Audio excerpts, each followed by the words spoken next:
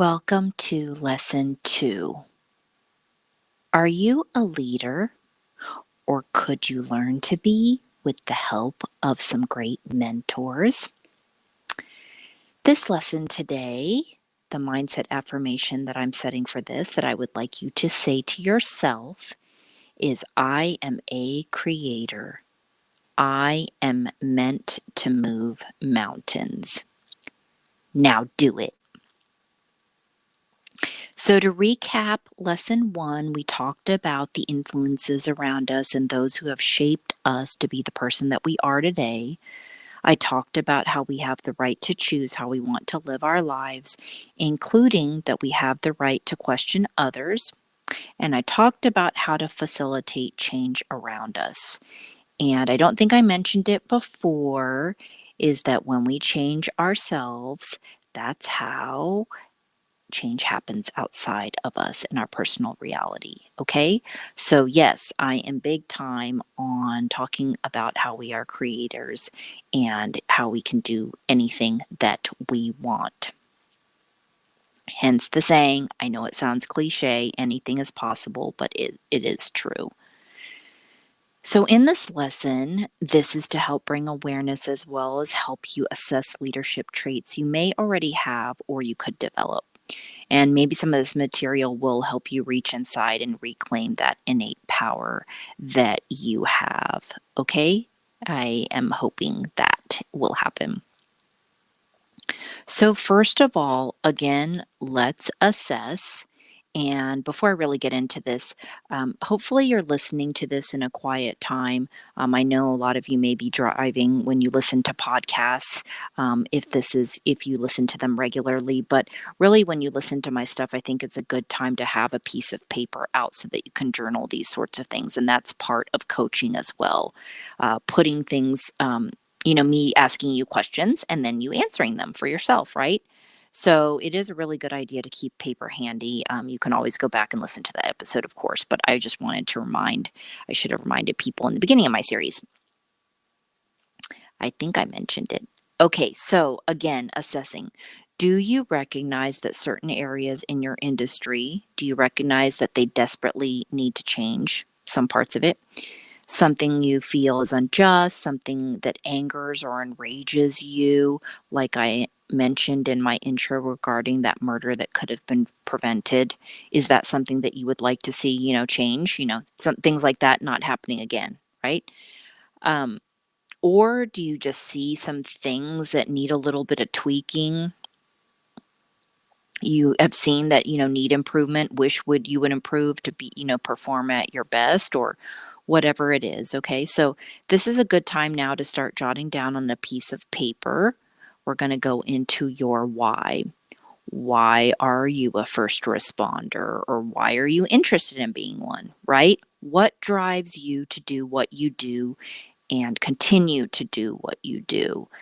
And remember, this note taking this is for you. Nobody else is going to see this. So this is a really good time, perhaps, to get real with yourself and be really honest. Like, really, are you passionate about your job at all or anymore? Are you just doing this because it's been in the family? You thought it's the only thing you'd be good at? Uh, you spent so much time on it, you make good money, whatever it is, I want you to be honest with yourself. Are you still passionate about it? So, is leading something that could ignite the fire inside of you or reignite the fire inside of you? Maybe you don't really need to be inspired by anger like I just talked about. Going into this next segment, I'm going to talk about how maybe you're a person who just gets inspired, enough by motivational speaking, and it helps you take action, right? Or some people that spiritual/religious, they read the Bible or whatever their spiritual pieces that they read every day. That's what gets them going, right? Okay. Um, the Ernest Holmes part that I read in one of the other lessons, or if you haven't seen it yet, my video shows are on YouTube, and there is one It's called Leadership and Fire Service with Mark Davidson from Fairfax, Virginia. And I mentioned this philosopher, some great things that he said. He said, Stephen Covey, that there are key needs in life that he feels are essential to health, happiness, meaning, and beyond, and that a fulfilling life requires recognizing our existence to live, love, learn, and to leave a legacy. And the reason that I'm bringing this up is because since this is in regards to leadership, is that you can be a part of leaving a legacy in the first responder industry, and that could be through leading, right? That's why I'm bringing this up. So Stephen Covey came up with his own list. Everybody, I think, has a list, and there's a lot of different, I mean, the list could be, I don't know, 20 things or more. I don't even know because I haven't actually sat and wrote them out myself, but I have created my own list.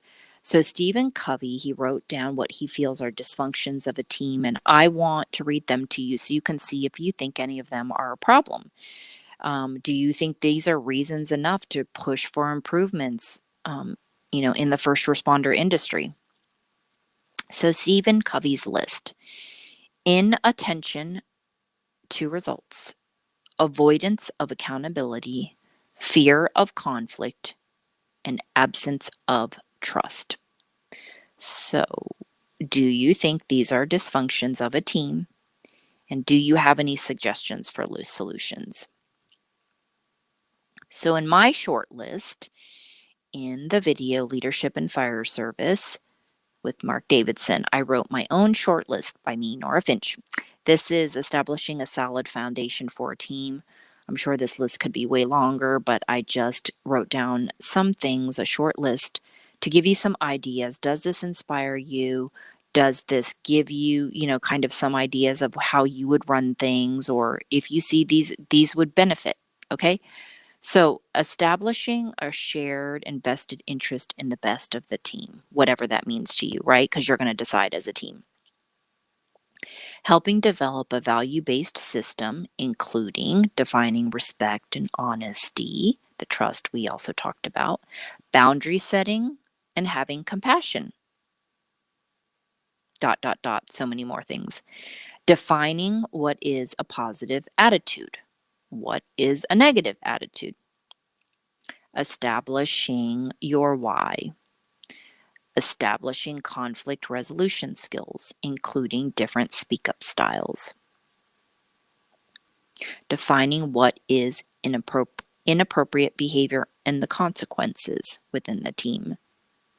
Sharing ways to harmonize work life balance as well as stress management with a variety of outside the box solutions for body, mind, and spirit. So I know there are, I don't know necessarily academies or stations that even in law enforcement, they are incorporating even quick little meditations, introducing yoga, and there is progress coming, from this world of, outside box solutions. I do recommend my own set of solutions, including something called energy work, which I think is just so amazingly magnificent, especially for men and first responders, because it does not involve talking. And actually, people, some things you need more than talking, and it's not about talking. You have to expel that energy from the body in a different way that doesn't always, like I just said, involve talking. So I think that's really great. And yes, there are many, many things out there aside from even what you might be hearing about, which is EMDR is something that's highly recommended, but there's lots of other different things. Okay, so when I read this list to you, does this give you some ideas for what you could incorporate, as leading a team or with your peers, or, maybe you could just assist or support or coach or something like that, or, later on down the road. So now I'm going to close this lesson with a pep talk that yes, leadership takes a certain type of person or personality. There are many people that are natural at this, but there are others who can learn. Okay, so you can develop and learn it. And if anything, it's kind of fun because you kind of can get into a different character that's totally doesn't feel like you, but then can become more natural and just fun. Yes, this is a big role where you can feel pressured, even more pressure to perform at a higher level than what you're already doing. But I want you to ask yourself, what could be the reward on the other side? Could it be knowing that you're not only helping build your own team, but what about all those generations to come? Would you like to help leave a legacy and help some of these newbies perform better? Okay, the good thing is too is that the newbies, especially younger people that I'm meeting in general, is that they are pretty evolved and pretty self-aware.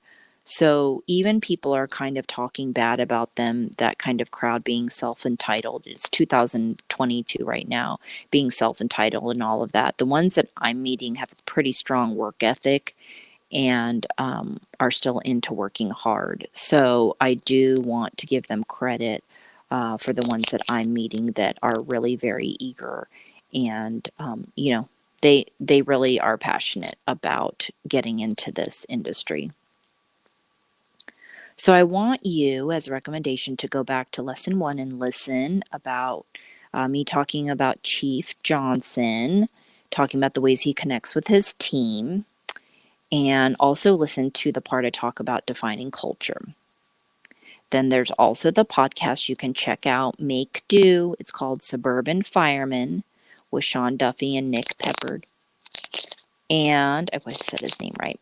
There's also an episode that they do with Jeremy Sanders of Crew First Culture.